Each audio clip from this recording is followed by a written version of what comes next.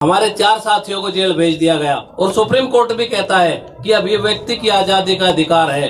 मोदी जी, आप भी कान खोल कर सुन लें कि आपकी जो डराव और थकाव की नीति है उससे हम न डरने वाले हैं न थकने वाले हैं। आप समर्थन मूल्य नहीं दे पा रहे डबल, तो आप क्या कर दोगे? महिलाओं के ऊपर भी मुकदमे बनाए, जिन पर इतना टैक्स आम जनमानस से वसूला जा रहा है उसको भी कंट्रोल करें।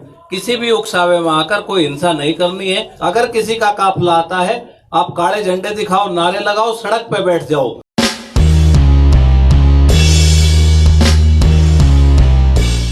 एक महिला है, उसका जो बयान था मैं उसका वर्णन नहीं कर सकता। यहाँ पे एक सांसद महोदय थे, उसने कहा मुफ्त की रोटियां तोड़ने वाले हैं।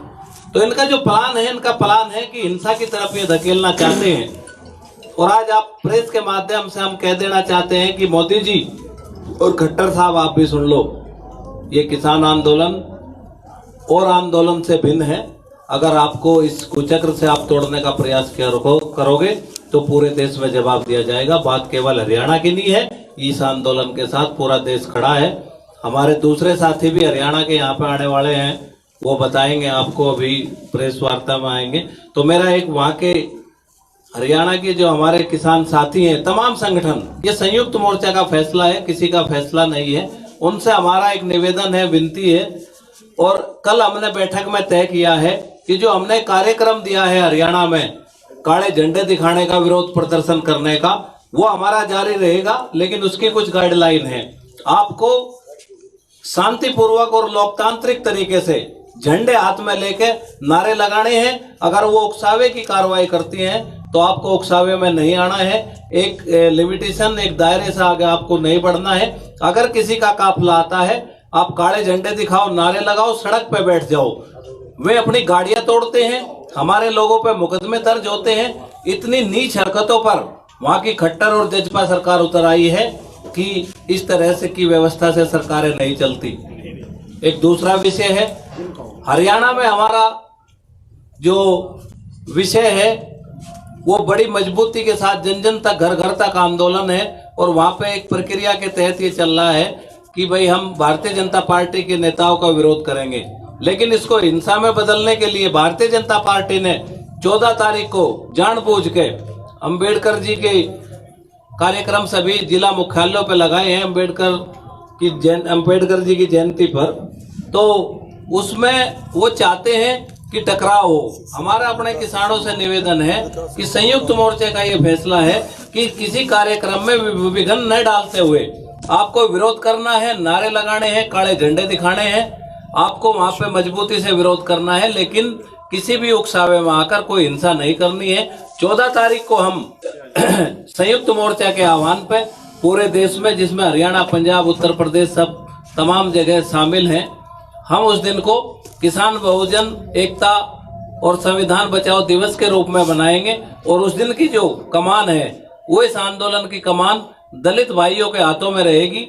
मुख्य फ्रंट पे हमारे जो बहुजन समाज के लोग हैं, जो आंदोलन का सहयोग करते रहे हैं। जिस तरह से बहुजन पंचायतें हरियाणा में तो बहुत एक अच्छा भाईचारा, एक सोशल हार्मोनी देखने को मिली है कि जिस तरह से हरियाणा, पंजाब और तमाम जगह पे हमारे बहुजन समाज के लोग बहुजन समाज की पंचायतें कर रहे हैं, उससे इस आंदोलन को और दृढ़ता मिली है। और हरियाणा सरकार को, क्योंकि हरियाणा के भाई हैं, अगर ये बात कहेंगे तो लगेगा सरकार को कि अपने मुकदमों के लिए कह रहे, हम एक चेतावनी और देना चाहते हैं। आज हम इस आंदोलन में व्यस्त हैं।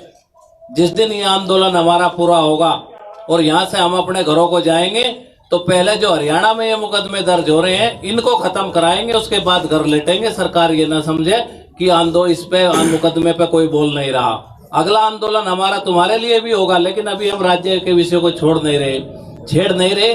हमारे 4 साथियों को जेल भेज दिया गया। रवि आजाद को रास्ते से पकड़ के जेल भेज दिया गया। केवल उसका इतना अपराध था कि उसने सोशल मीडिया पे कुछ कहा था। और सुप्रीम कोर्ट भी कहता है कि अब ये व्यक्ति की आजादी का अधिकार है। कोई ऐसे गलत शब्द नहीं उसने कहे थे। 4 साथियों को हमारे जेल भेज दिया गया। हम रोहतक की, सरसा की और जितने भी लाठीचार्ज हुए हैं, निंदा करते हैं। हिसाब तो हम एक घटना का लेंगे, लेकिन अभी हम देश के आंदोलन को देख रहे हैं। तो खट्टर साहब, मोदी जी, आप भी कान खोल कर सुन लें कि आपकी जो डराव और थकाव की नीति है, उससे हम न डरने वाले हैं न थकने वाले हैं। हमारा ये संघर्ष जारी रहेगा। हरियाणा के साथियों से पुनः एक बार निवेदन है कि लोकतांत्रिक तरीके से अपना विरोध जारी रखें, किसी भी उकसावे में आकर इसको हिंसा में परिवर्तित ना होने दें। सरकार के षड्यंत्र का आप पर्दाफाश हो चुका है, आप इसको पहचानिए। दूसरा विषय मेरा ये है कि 500 रुपए यूरिया की एक बोरी पे बढ़ा दिए गए। मोदी जी दावा करते थे कि 2022 में जो है हम किसानों की आमदनी दोगुनी करेंगे।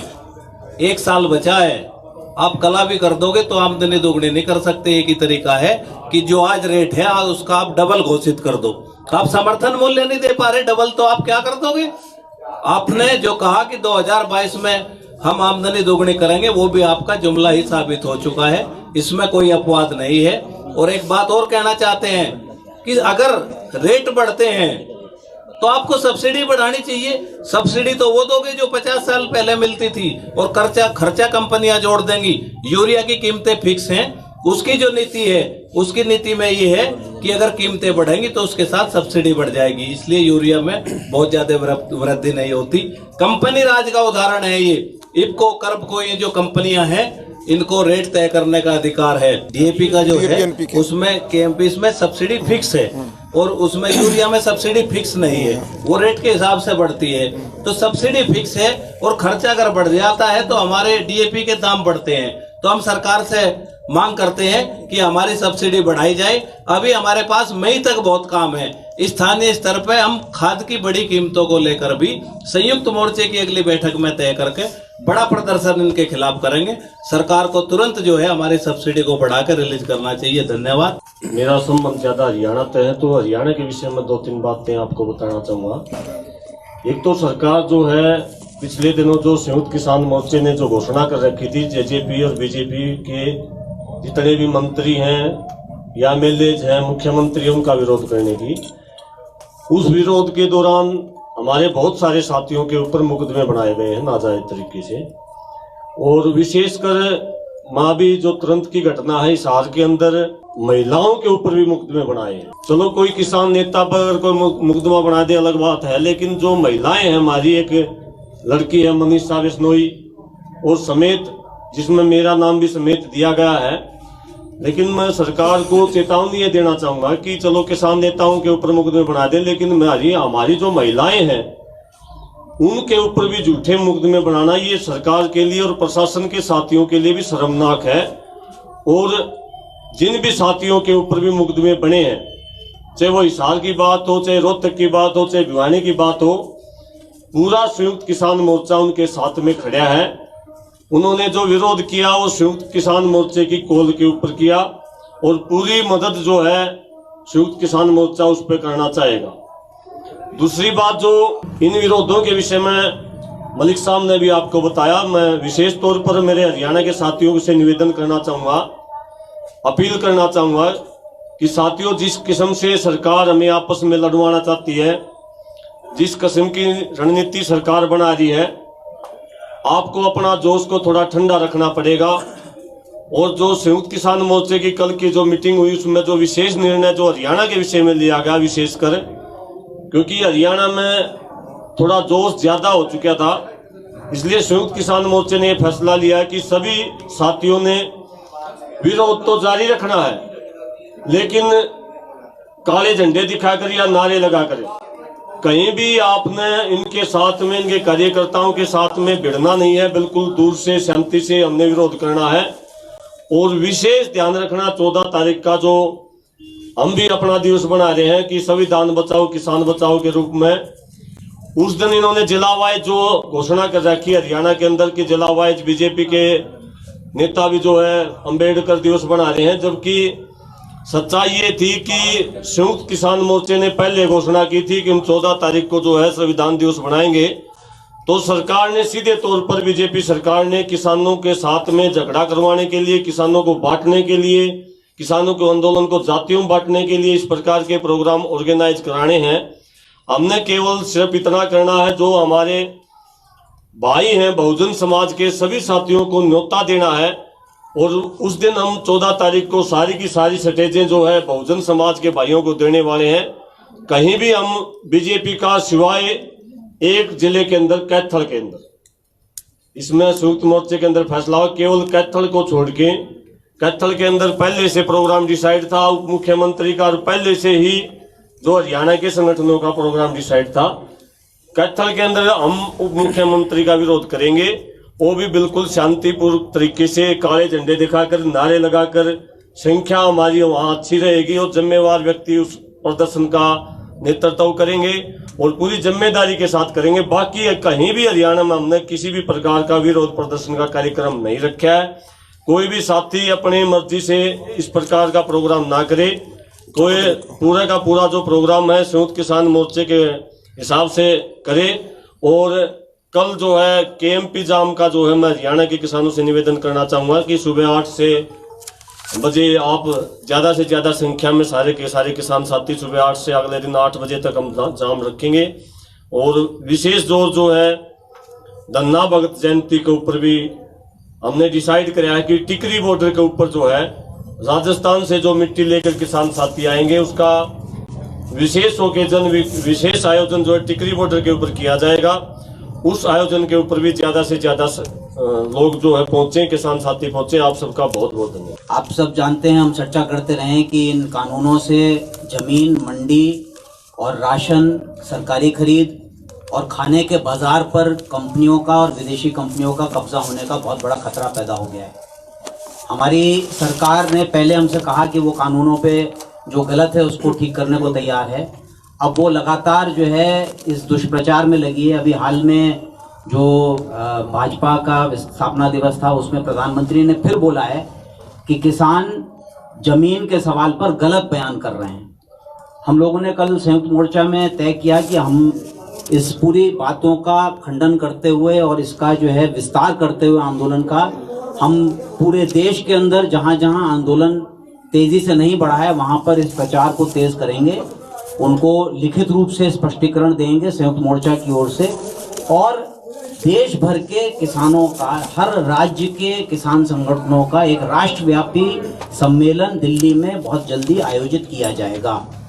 इसका मकसद है कि हम आंदोलन को वैसा ही एक स्थायी, शांतिपूर्वक, मजबूत विरोध का रूप देश के हर प्रांत में दे सकें, जहां ताकि वहां की राजधानियों के आसपास इस तरह के मोर्चे लगें, वहां पे किसान इस आंदोलन में भागीदारी करने के, क्योंकि वो दूर बैठे हैं दिल्ली से, उनको भी मौका रहे कि वो इन नीतियों का विरोध करें और इन कानूनों की वापसी तथा एमएसपी कानून की मांग उठा सकें।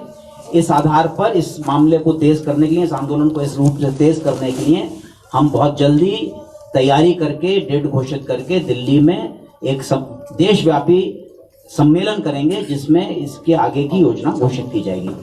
दूसरा हमारा जो योजना है कि हमें दिल्ली सरकार को घेरने के लिए दिल्ली संसद कूच करना है, उसके बारे में हम अगली बैठक में विस्तार से चर्चा करके आपको जानकारी देंगे। हम समझते हैं कि आंदोलन के क्षेत्र में देशव्यापी भागीदारी हो। आंदोलन में भाग लेने वाले जो विभिन्न तबके हैं किसानी से जुड़े हुए, हमारे जमीन वाले किसानों का शुरुआती आंदोलन के अंदर भागीदारी तेज रही है, लेकिन जो बिना जमीन वाले हैं, जो बटाईदार किसान हैं, जो मछुआरे हैं, जो आदिवासी हैं, हर क्षेत्र के लोग इसमें भाग लें, क्योंकि इसका असर पूरे देश के अंदर पड़ने वाला है।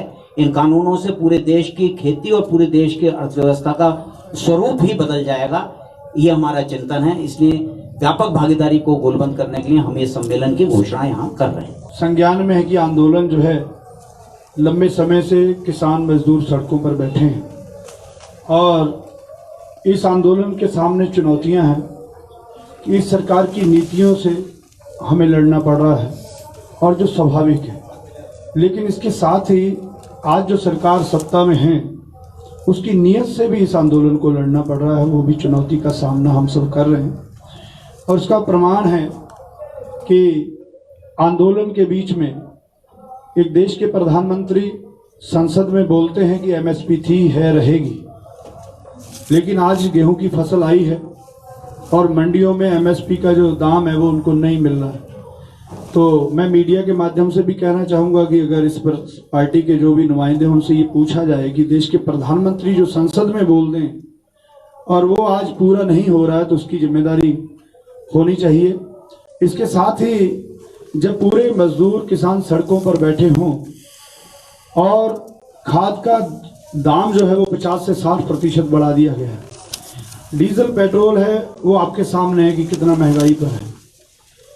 ये सारी उकसाने की कार्रवाई है, क्योंकि नीयत जो है, नीति जो है वो किसानों को, किसानी को गुलाम करने की है, और सरकार के संगठन की जो नीयत है वो आपस में फूट डालने की। और ये जो शांतिपूर्वक आंदोलन चल रहा है किसानों का लोकतांत्रिक अधिकारों के तहत, इसको उकसाने की कार्रवाई भी है। इस आंदोलन के बीच में इतनी बड़ी वृद्धि कर देना, तेल के रेट जो हैं वो आसमान छू रहे हैं, तो ये जो उकसाने की कार्रवाई है, इससे हमने सावधान भी रहना है। और सरकार से भी ये हमारा स्पष्ट कहना है कि अब किसानों मजदूरों का इम्तिहान ना लो।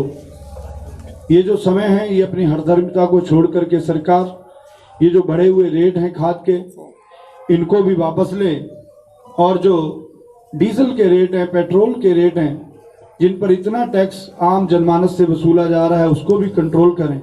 और विशेषकर इस समय जो हमारी फसल है मंडी में, जो प्रधानमंत्री जी ने कहा एमएसपी थी, है, रहेगी, अपने उस वाक्य को पूरा करें और हमारी जो फसल है किसानों की वो उचित दामों पर इस समय बिक सके। धन्यवाद। देश में किस तरह का माहौल बनाया जा रहा है, सबसे पहले तो मैं अपने प्रदेशवासियों से, हरियाणा से, दिल्ली से और पंजाब के भाइयों से, सबसे, राजस्थान से, सबसे अपील करना चाहूँगा कि किसी देश में आंदोलन होता था तो सरकारें डरती थी, लेकिन आज आंदोलनकारियों को डर के रहना पड़ रहा है, कभी ये सरकार दंगा ना करवा दे। तो मैं सबसे ये बात अपील करना चाहूँगा कि ये सरकार उकसावे की कार्रवाई करेगी और सब शांति के साथ विरोध करना है, काले झंडे तक सीमित रखना है, इससे आगे हमें नहीं जाना, क्योंकि ये सरकार बने बनाए काम को बिगाड़ने पर तुली हुई है। जैसे आज आप दिल्ली में देख रहे होंगे किस तरह आज मंडियों में किसानों की अनदेखी की जा रही है, किस तरह आज एमएसपी थी, है, रहेगी। तो ये तो मोदी साहब अपने नज़दीकी दिल्ली की नरेला मंडी, नजफगढ़ मंडी में जाकर देख ले। और मेरे बड़े छोटे भाई दीप खत्री ने इसमें बहुत ज़्यादा मेहनत की है, जो कुछ आज खरीदारी होने का कुछ नजफगढ़ मंडी में, और यहाँ पे भाई दीप खत्री का मैं इस पर धन्यवाद भी करना चाहूँगा और उनके दो शब्द भी सुनना चाहूँगा। और भाजपा भी आंदोलन कर कर के ही इस मुकाम पे पहुंची है। 2014 से पहले जिन कामों के लिए आंदोलन किया करती थी भाजपा सरकार, अब की सरकार जो भाजपा है, भाजपा पार्टी, वही अपनी क्लिपें उठा ले, वही पूरा कर दे, हम उससे ज़्यादा कुछ मांग ही नहीं रहे। एक साथियों, 24 से लेकर 30 अप्रैल तक संयुक्त किसान मोर्चा की तरफ से अपील है कि ज़्यादा से ज़्यादा लोग, नौजवान, बुजुर्ग, रिटायर्ड जो साथी हैं हमारे, हमारी बहनें, माताएं, वो 24 से 30 तारीख के बीच ज़्यादा से ज़्यादा संख्या में अपने संबंधित बॉर्डर पर पहुँचे। जैसे पंजाब वाले, हरियाणा वाले सिंघू टिकरी आते हैं, उत्तरांचल, उत्तर प्रदेश वाले गाजीपुर, राजस्थान, और जो राजस्थान की सीमा के साथ लगे हुए जिले हैं हरियाणा के और मध्य प्रदेश के लोग, वो शाजापुर पे आएंगे, तो ताकि संख्या बढ़ाई जाए। इसके साथ ही मैं बात करूंगा अब हमारे दीप जी खत्री जी से। दीप जी खत्री अपनी बात रखेंगे, काफी मेहनत की उन्होंने। दीप जी खत्री। कल एक डेलीगेशन गया था किसान मोर्चा की तरफ से दिल्ली में, नरेला मंडी और नजफगढ़ मंडी को देखने के लिए। तो दिल्ली में भी एमएसपी नहीं मिल रही है, देश की राजधानी है और इसी राजधानी में ये कानून बने हैं और प्रधानमंत्री जी इसी दिल्ली में रहते हैं। तो दिल्ली की मंडियों में भी अभी तक कोई खरीद नहीं हुई है एफसीआई की द्वारा, और 3-4-5 दिनों से है जो मंडियों में रोजाना है गेहूँ आ रहा है। एफसीआई कह रही है कि मंडियों में गेहूँ खरीद नहीं करेंगे, आप एफसीआई गोदाम पे लेके आओ, और 2 दिन से किसान गोदाम पे लेके जा रहे हैं, वहाँ पे भी उनकी फसल नहीं खरीदी जा रही है। एफसीआई का जो गोदाम है वो बंद कर रखा है। दूसरा, दिल्ली के किसानों के साथ एक बड़ा धोखा ये भी हो रहा है कि हरियाणा और पंजाब में जैसे ऑनलाइन पोर्टल पे रजिस्ट्रेशन हो गया है, दिल्ली में ऐसा कोई पोर्टल नहीं बनाया गया और फसल पक के तैयार हो गई है। दिल्ली में पिछले 2 साल से है जो गांव जो है अर्बनाइज किए गए हैं, उस वजह से है जो जमीन का, जिसको हम खाता खतौनी बोलते, वो मिल जाता है, लेकिन गिरदावरी नहीं हो रही है। तो सरकार, केंद्र सरकार ने जो आदेश दिए हैं कि गिरदावरी लेके आओगे तो आपकी फसल खरीदी जाएगी, तो उसमें भी ये प्रशासन फैल है। तो दिल्ली के किसानों के साथ धोखा हो रहा है और 1700 से लेके 1750 तक गेहूं खरीदे जा रहे हैं प्राइवेट प्लेयर के द्वारा। इससे है जो ये मोदी जी का, प्रधानमंत्री जी का ये जो दावा है एमएसपी था, एमएसपी है, एमएसपी रहेगा, ये दिल्ली में ही झूठा पड़ गया है, पूरे देश में पता नहीं इसका क्या हुआ। दूसरा आपका ध्यान आकर्षित करना चाहेंगे, 18 तारीख को दिल्ली के आसपास जितने भी बॉर्डर हैं, सिंगू बॉर्डर है या टिकरी बॉर्डर है या गाजीपुर बॉर्डर है, तो वहाँ के गाँव के लोग बहुत सेवा कर रहे हैं। ये दिन 18 तारीख का, 18 अप्रैल का दिन है, सहयोग दिवस के रूप में मनाया जाएगा। और आने वाले समय में गांव के साथ में जिन जिन को परेशानी हो रही है, सबसे हाथ जोड़ के माफी हम मांग रहे हैं। हमारी वजह से यह जो सब परेशान है, लेकिन उन्होंने बड़ा हृदय दिखाते हुए आंदोलन को अच्छी शक्ति दी है और उनका सहयोग करने के लिए हमने 18 तारीख का दिन सहयोग दिवस के रूप में मनाने का फैसला लिया है, जिसमें हरियाणा के या आसपास के जो किसान नेता या जो भी लोग आना चाहेंगे, मंच उनके लिए वेलकम रहेगा। और कल्चरल प्रोग्राम भी आसपास के गांव के लोगों के द्वारा यहाँ किए जाएंगे। उसके साथ ही यहाँ पे गांव में सद्भावना बढ़ाने के लिए मेडिकल कैंप, छोटी छोटी पंचायतें और भी कोई समस्या गांव के लोगों को होगी, उनके साथ में एक टीम बना दी गई, उनके साथ में बैठ के उनको परेशान नहीं करेंगे, उनका सहयोग करेंगे। धन्यवाद। हमने कल का मीटिंग में सबसे बड़ा ये बात डिस्कस किया था कि ये जो पर्दाफाश हो रहा है सरकार का, कि सरकार ने बताया था कि एमएसपी रहेंगे सबके लिए, पर हमारा आंदोलन है सबसे बड़ा ये जो मांग एमएसपी है, लेकिन 7% किसानों को एमएसपी मिल रहा है। दिल्ली में भी नहीं मिल रहा है, झारखंड में नहीं मिल रहा है, यूपी में नहीं मिल रहा है, कि देश का सभी देश में ये एमएसपी नहीं मिल रहा है, उनका पर्दाफाश हो रहा है। हमको 1.5 गुना एमएसपी का मांग था, लेकिन क्या हो रहा है, 1.5 गुना हमारा खर्च में बढ़ोतरी हो रहा है कि हमारा खाद का जो खर्च है अभी 1.5 गुना उन्होंने बढ़ोतरी किया और 1200 रुपये से डीएपी का जो खर्च है 1900 रुपया तक उन्होंने बढ़ा दिया है। तो इसको क्या मतलब है? और ये भी बात है कि पेट्रोल और डीजल का कीमत अभी 40 रुपया करेंगे, ये बताया था, वादा दिया था, अभी उन्होंने 100 रुपये में ले गए। तो इसका मतलब है कि हमारा ये आंदोलन स्थापित हो चुका है कि सारे देश का सामने कि ये सही आंदोलन है और ये पर्दाफाश कर दिया भाजपा का सरकार का और नरेंद्र मोदी जी का। इसलिए हमारे ये आंदोलन में आगे का क्या रणनीति होगा, इसमें भी हमने कल डिस्कस किया था। इसमें हमारा फैसला ये है कि अभी 22 जनवरी का बाद ये सरकार हमसे कोई डिस्कशन करने के लिए तैयार नहीं है। ये तो चुने हुए सरकार है, ये चुने हुआ सरकार का जनवादिक तरीके से जिम्मेदारी है कि जब इतना 4 महीने से ज्यादा एक आंदोलन चल रहा है, स्वतंत्र भारत का इतिहास में इतना बड़ा पैमाने पे आंदोलन किसी तबको नहीं किया जैसे किसान ने किया। और किसान अभी ये फैसला करके ये सरकार से चेतावनी दे रहा है कि ये सरकार हमके डिस्कशन करने के लिए तैयार नहीं है। हम हमेशा बताया था डिस्कशन करने के लिए हम तैयार, लेकिन नरेंद्र मोदी जी तैयार नहीं है। मोदी जी को जो तरीका ये सारे देश का लोग देखते हैं, हम चेतावनी देते हैं कि ये सरकार आने वाले 9 तारीख का पहले, मई 9 का पहले ये सरकार हमको डिस्कस करके हमारा जेन्युइन जो मांग है वो मांग मानने के लिए तैयार नहीं होगा तो हम सारे देश का किसान संगठनों का एक बड़ा पैमाने का सम्मेलन दिल्ली में आयोजन करेंगे और वो सम्मेलन से हमने फैसला करेगा कि जैसे हमने आगे जितना बड़ा पैमाने पे हमने दिल्ली में ट्रैक्टर मार्च दिया था, इससे भी बड़ा पैमाने पे बड़े गुणे में लोग पैदल आके दिल्ली आएंगे और वो दिल्ली में जैसे लोग आएगा, जैसे किसान आएगा, उनका साथ हमको सहयोग होगा मजदूर का और बाकी सारे सामाजिक तबकों का। और दिल्ली में सबसे बड़े आंदोलन ये सरकार का सामने हम करने वाले हैं और किसी भी तरीके में हम हमारा मांग से पीछे हटेंगे नहीं। हमारा 3 जो काला कानून है वो काला कानून वापस करना और हम 1.5 गुना ये जो एमएसपी ये सारे फसल में सारे देश का सारे किसानों को होना चाहिए, उसको कानूनी व्यवस्था होना चाहिए। ये जब तक मिलेगा उस समय तक ये आंदोलन आगे जाएगा। और ये चुनाव में हमने ये फैसला कर रहा है कि आने वाले दिनों में अभी जो चुनाव हुआ उसमें किसानों को बड़े पैमाने पे भाजपा को सजा देने का हो गया है। और बंगाल में भी हम फिर हमारा अपील है, तो बंगाल का भी किसान का अपील है कि भाजपा को हटाओ, भाजपा को हराओ, भाजपा को सजा दो। ये आंदोलन आगे फिर बड़ा पैमाने पे आगे जाएगा। Thank you. भक्त धन्ना जी का जन्मदिन मनाना है, उसके लिए 17 तारीख को सिरसा हरियाणा से गाड़ियों का काफिला धुआं कला गांव के लिए टोंक डिस्ट्रिक्ट राजस्थान के लिए निकलेगा। 17 रात को वहां पहुंचेगा और 18 से वहां वापसी निकलेगा राजस्थान और हरियाणा से होता हुआ। 20 तारीख को सुबह टिकरी बॉर्डर पर पहुंचेगा। जो भी साथी हमारे काफिले के साथ जाना चाहता है, सिरसा से सुबह चलेगा काफिला 17 तारीख को, और 17 रात को धुआं कला जो जहां धन्ना भगत की जन्मस्थली है वहां पहुंचेगा, और 18 से को वहां से वापसी राजस्थान से होता हुआ हरियाणा के अलग अलग जगह से होता हुआ 20 तारीख को टिकरी बॉर्डर पहुंचेगा और वहां उनका जन्मदिन मनाया जाएगा। धन्यवाद।